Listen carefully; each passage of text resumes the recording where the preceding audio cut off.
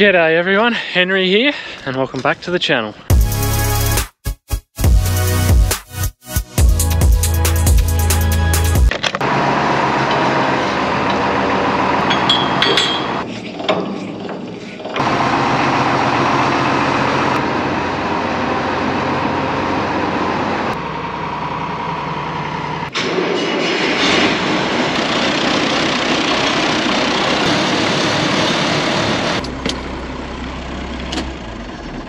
Well, I hope everyone's doing well. It is Wednesday the 21st of February today.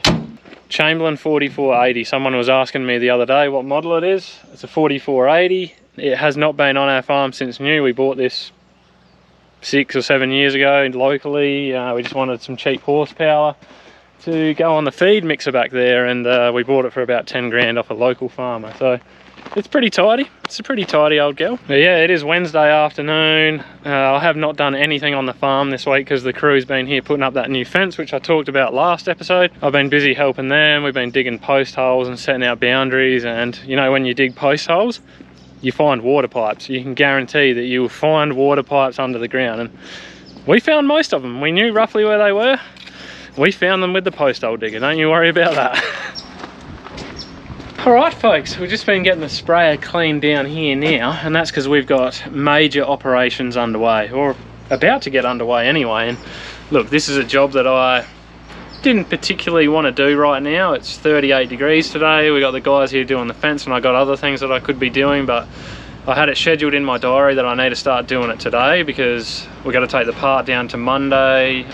We've got to take the part down to Adelaide on Monday, then it's got to go over to AT Hydraulics in Sydney, and that part is that there wheel motor.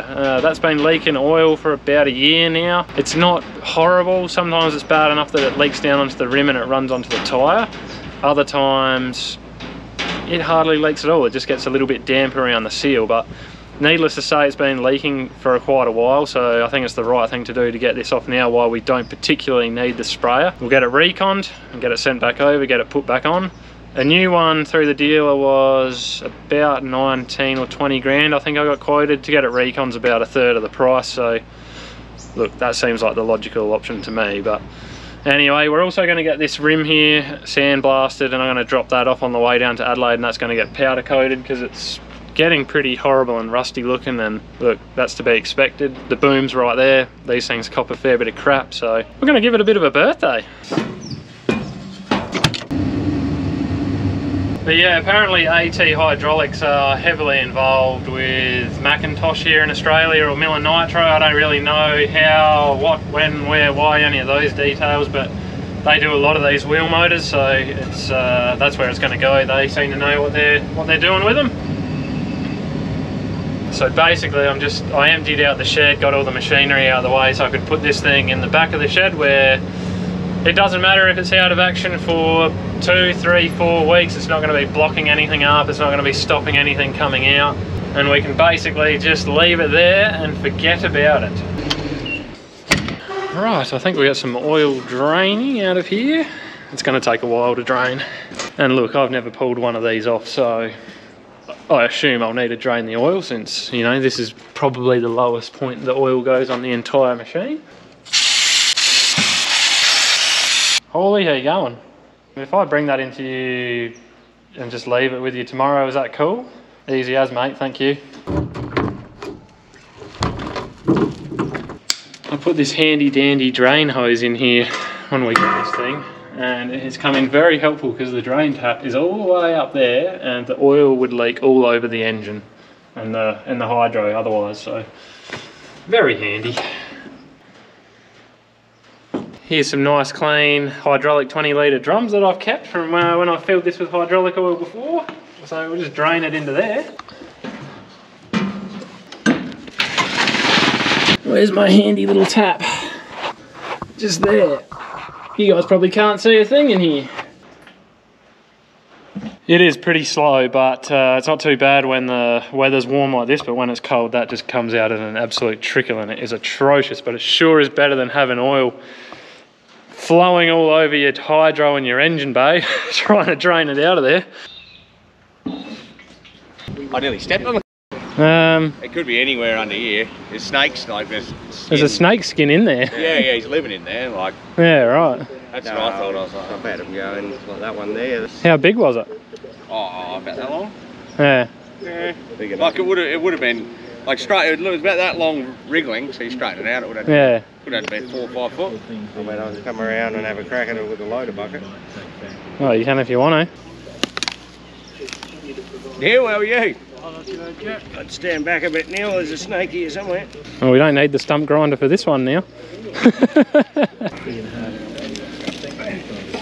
Yeah, well, whatever hole he's got's probably gone now. I'll have to find his way out of it. Bit of excitement.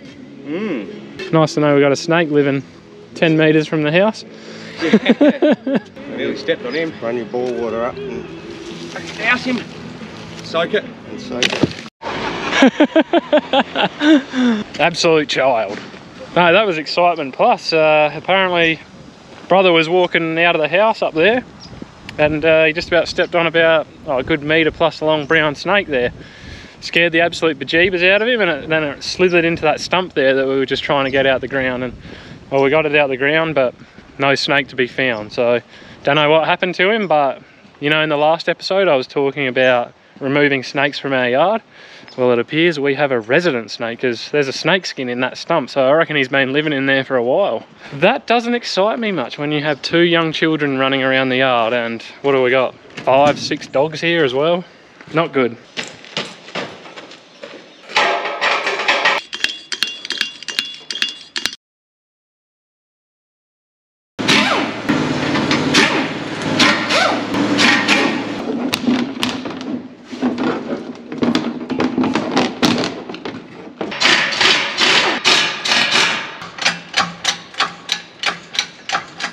Right, so there is a jack stand and a jack that I prepared earlier. I think I finally got the tyre up off the ground. I was trying to jack it off the chassis rail up there, but all that was doing was allowing that suspension arm to keep falling down and down and down, and it was extending this cylinder. So I couldn't get the tyre up off the ground. I ended up removing the mud guard and then got straight underneath that bottom pin there. So it seems to be up now. Hopefully we can get the tyre off. I don't know how long it's been since these wheel nuts here have been off. Probably a long time. I reckon they're going to be a bit of a pain in the neck, but let's have a go at getting them off.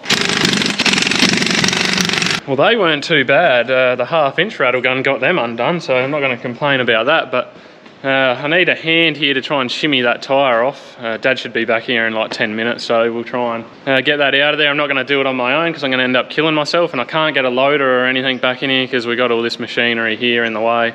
I needed the sprayer in the back of the shed out of the way so that we could not block anything up.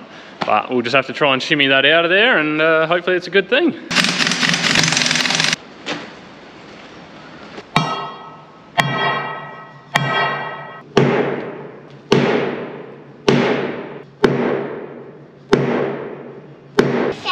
that just the one attachment?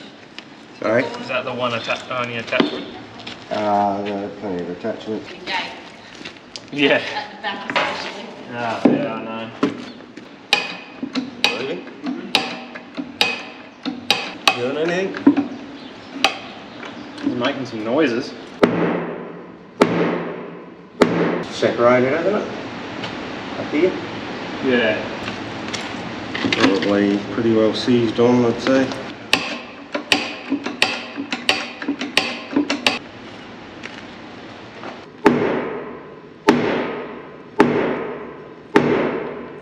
Try a different position again. Yeah, I think just we'll move over to the bottom on the other side or something. I sort of thought they might need a hydraulic.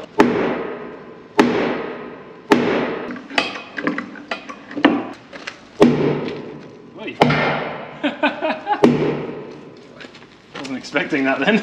That's actually loose now. It's moved out almost all the way now, so it might just be good to come from the top one more time. Yeah, on this side perhaps. Yeah, because it's a long way out down the bottom. That's now. Well, that ended up being a lot more of a saga than I thought it was going to be.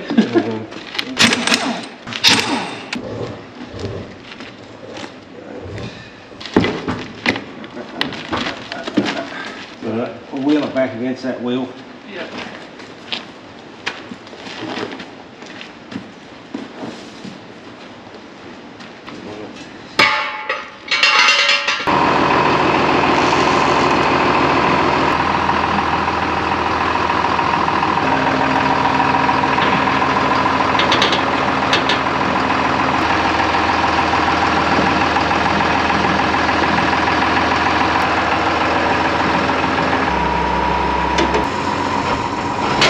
Well, that ended up being a bit more of a saga than we would have liked. We ended up having to get a quarter power in behind the rim and the frame, and we just had to slowly jack it out in, you know, in multiple locations and then press the rim off the wheel motor. It was that seized on there. So look, I'm not surprised. It was a little bit annoying, but we got it done, so that's the main thing.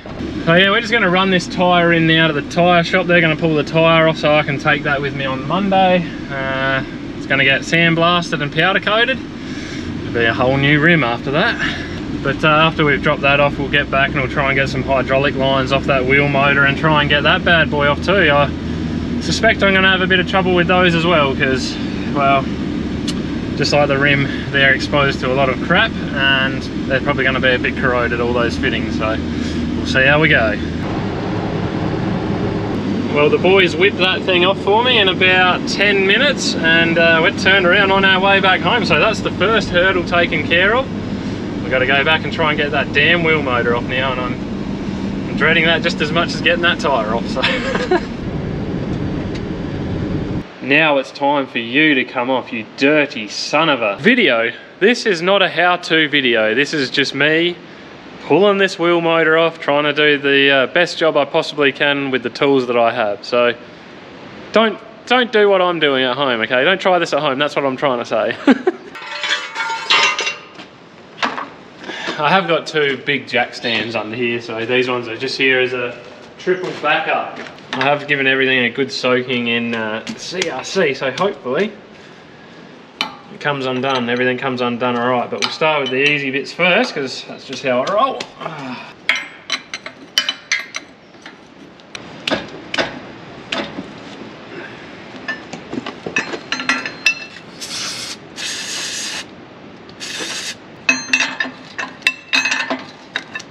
Well, this is proving to be a little bit fiddly, but I think I'm getting there. These bolts are coming undone, which is a nice start, or a nice help. God, it's so fiddly. Can't get a ratchet in here because it's with the socket, the Allen key socket on there, it's too high. I can get it on the back bolts, but not this front set here. So I'm left going the old manual mode. There goes my Allen key into the bucket of oil.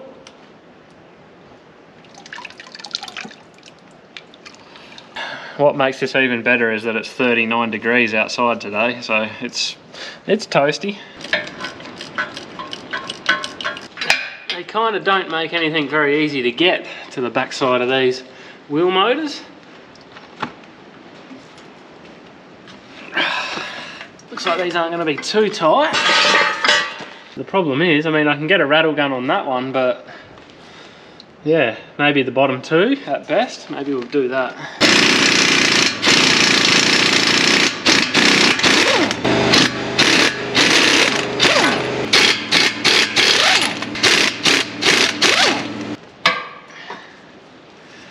Well, they're not too bad at all, really. I expected them to be way tighter than that. Getting them undone with a 1/2-inch bar and a spanner, so really happy with that.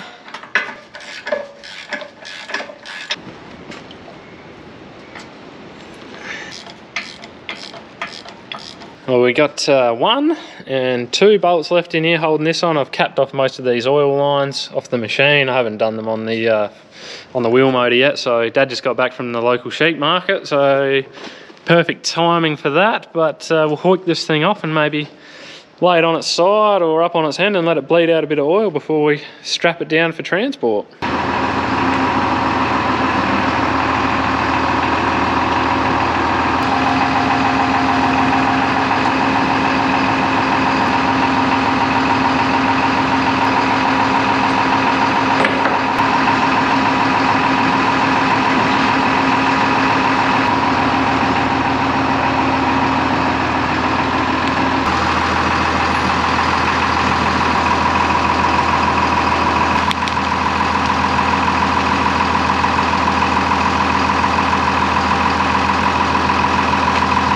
Well, there we go. That is a gaping hole in the sprayer.